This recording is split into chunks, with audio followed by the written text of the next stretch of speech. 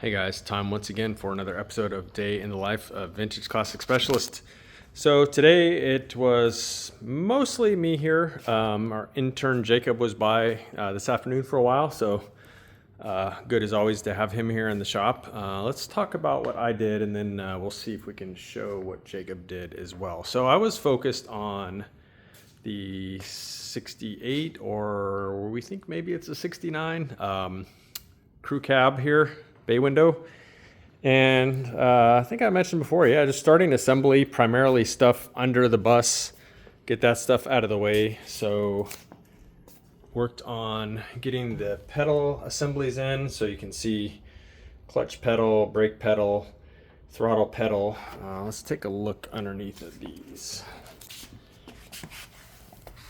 So the owner had all these levers and parts nicely painted to match the bus.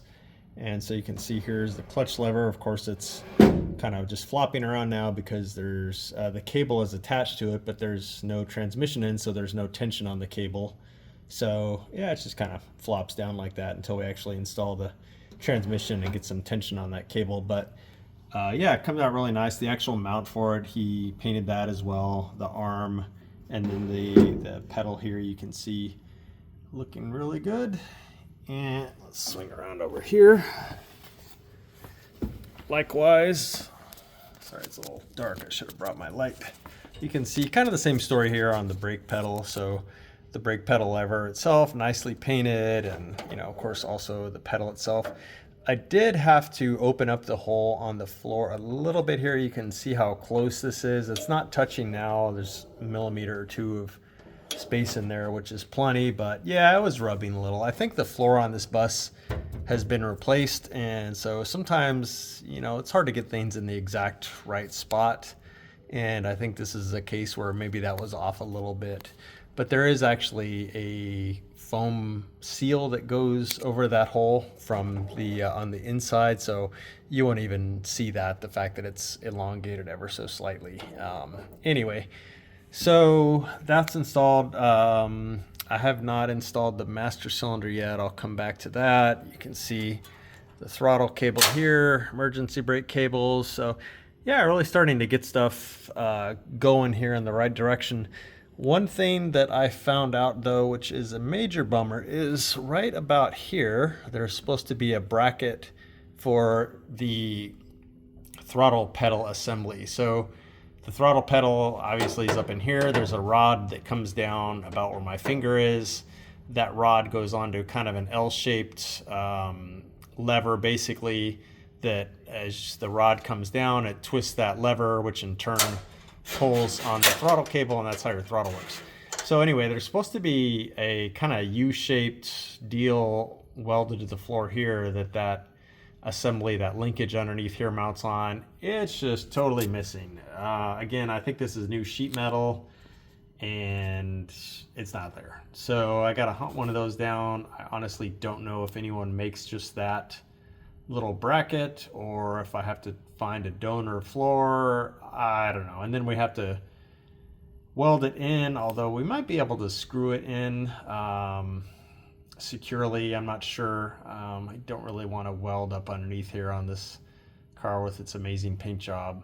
So we may look at screwing that in or even riveting it in. I don't know. We'll see. We'll come up with some good solution for it. But so that's what happened under the front of the bus. The clutch cable, I think I mentioned, again, it's kind of dark, but you can see it there where it's connecting on the pedal here, little lever right there. Anyway, so installing a clutch cable on a disassembled bus like this should be a 2-minute job if you're taking your time. You basically just feed the cable from the front of the bus to the back through the tube that it runs through. But of course, oftentimes things are not that simple. The clutch cable tube that it runs through, pretty much, the length of the bus, at least from about there to up underneath the front, was clogged full of dirt and grime. And so I basically took some some very long rods like this and put them on the end of a drill and kind of ran them through several times, compressed air, you know, all the usual tricks. So the rod would go through no problem. And then I kept trying to, I would kind of do that, and then I'd come back and I'd try and actually feed the cable through. And at first I was trying to feed the cable from back to front just to see if it would clear, because I was kind of working at the back of the car, even though when it goes in, ultimately it goes from front to back because of the way the ends are on it.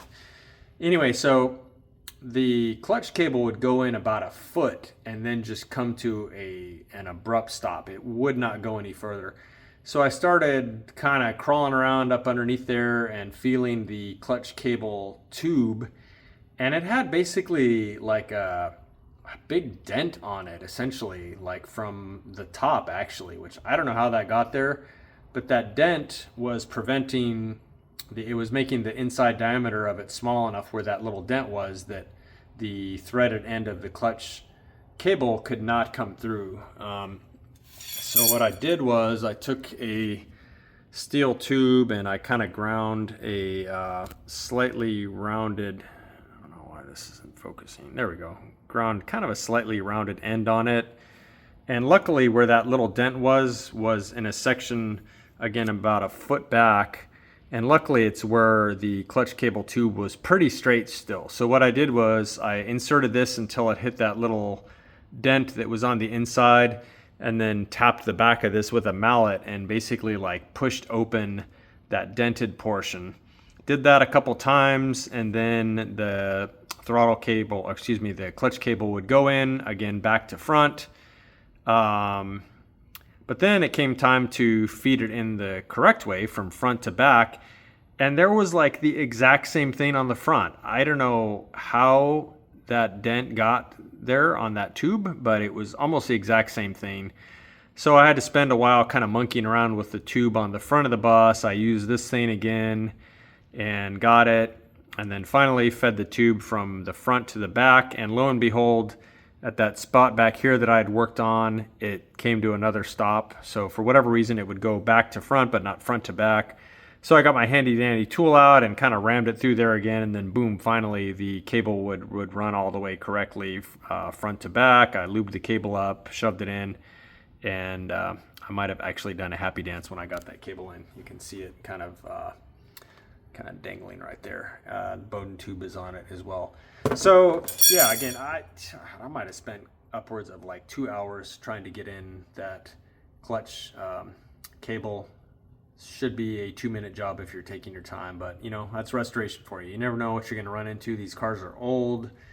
Sometimes parts on them have been abused in weird ways, weird and unexpected ways. But anyway, I got it in finally. So that's that. The other thing that I did today was I prepared the master cylinder. These of course come raw. A lot of times we don't really paint these because they don't show, on Beetles they don't really show so much. Sometimes we paint them, sometimes we don't.